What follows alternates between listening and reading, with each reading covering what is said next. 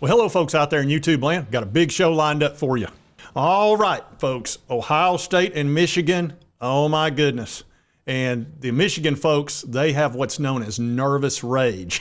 We're going to talk about that. And Ohio State's not here for it. They don't care. They don't care in the slightest. And they're ready to rock and roll as well. And I'm telling you, this whole Michigan, Ohio State, the sign stealing scandal, this whole 9 yards has sucked me in like crazy. Oh, yeah. Tractor beam. Sucked me right in. Yeah, I can't take my eyes off of it. It's just intriguing as can be. There is so much anxiety over this game coming up Saturday that I can't even begin to tell you. And I've spent some time in both camps because I hear from both sides because I've been covering this so much.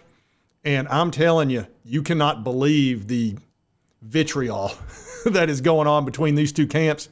Woo! This game is going to be something else. And very quickly, the game Saturday at noon. Man, noon time. And it's going to be on Fox for Big Noon Saturday. And I told you yesterday that Michigan is planning on boycotting ESPN's Game Day because they're so mad at them because they feel like they sort of broke the story and have also been enjoying it a little bit too much. They're not happy with Paul Feinbaum and all those guys. Well, Fox Sports is actually affiliated with the Big Ten, so a lot of them are going to go to Big Noon Kickoff, which they feel like has been a little bit more fair to them. So we'll see how all that goes. But this game is going to be epic, and I'm going to show you what I'm talking about with this nervous rage. And this is on the website Michigan Live, and it talks about exactly that. The rage said Wolverines fans mix optimism, anger ahead of Ohio State rivalry game. And this is by Samuel Dodge. It says, on top of the usual motivation and excitement, Wolverine partisans are between frustration and rage heading into the game. And I will not be bullied by that.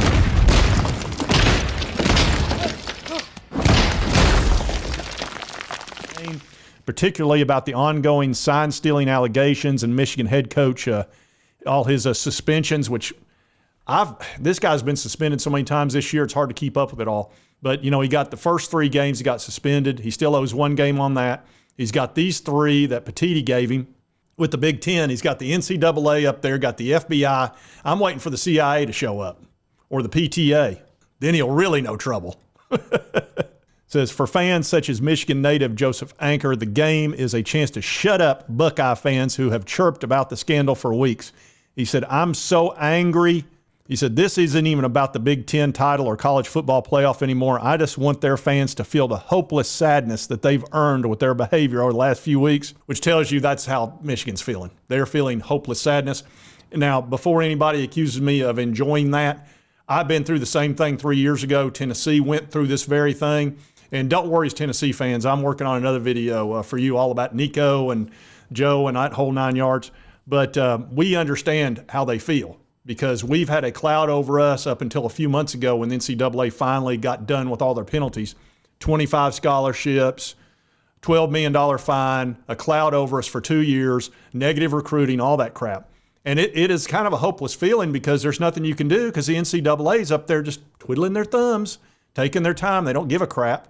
So we'll see how this plays out, but that's probably how Michigan feels.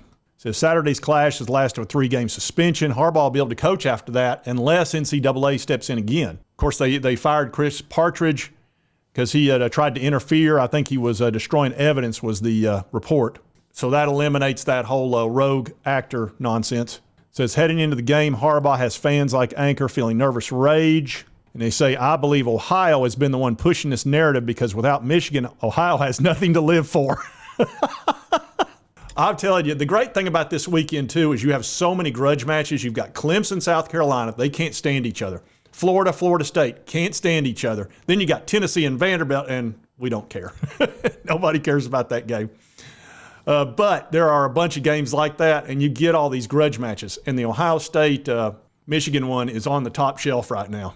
Whew. It says even the university leaders have turned their criticism towards Ohio.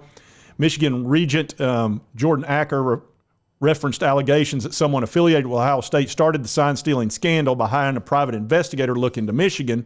And that's, they're saying, was the brother of Ryan Day, who owns a private investigating firm, may have had something to do with that, is sort of what they're saying.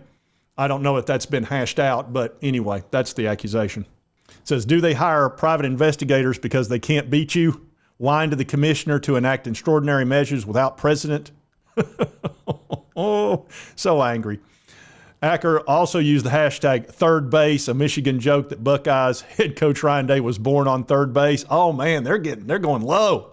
Inheriting a dominant program rather than building it himself. They've talked about how it's been an emotional roller coaster last few weeks.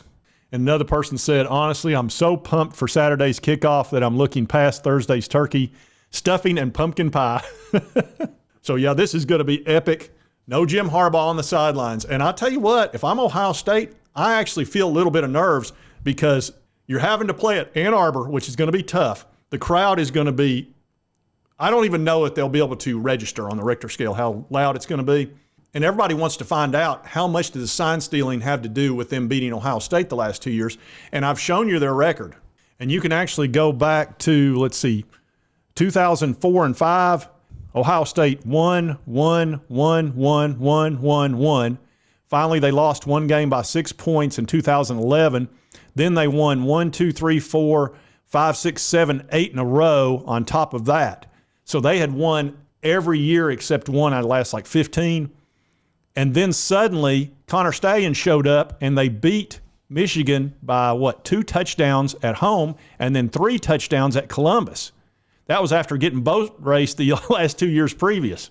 So a lot of Ohio State fans and casual viewers are sitting here going, man, Connor Stallion's made a huge difference because, look, there's no way to explain it other than Ohio State owned Michigan for many, many years. Connor shows up, and suddenly the signals get mixed, and they start winning like crazy. And Ohio State had no idea until recently, and now they're very angry. They feel like they've been cheated the last 2 years. And even Brutus is upset about it. So I would think both teams are going to come into this with their with blood in their eyes, and they're ready to go. Remember this day, man, or it will be yours for all time. Absolutely. Can't get this game started soon enough. And I can tell you right now, these two coaches do not like each other. Jim Harbaugh and Ryan Day, they are not friends. You know, Ed, if I thought you weren't my friend, I just don't think I could bear it. Not even a little bit. So look for a great game Saturday at noon. Should be a lot of fun, and I'm looking forward to watching it. I'm sure you are too. And if you like this content, be sure to hit that like button. Lets me know to continue to cover NCAA. I usually cover my Vols, the SEC, but this Michigan thing is just, I can't take my eyes off of it. It's the darndest thing I've ever seen. If you've not subscribed, hit this little button right here on your right, my left. It'll help you get my videos. So just hit that little button. It'll send it right to you. Makes it easier. Doesn't cost you a dime. And right over here is the most recent video YouTube thinks you'll enjoy. And we'll see you next time on Sports Talk Jay.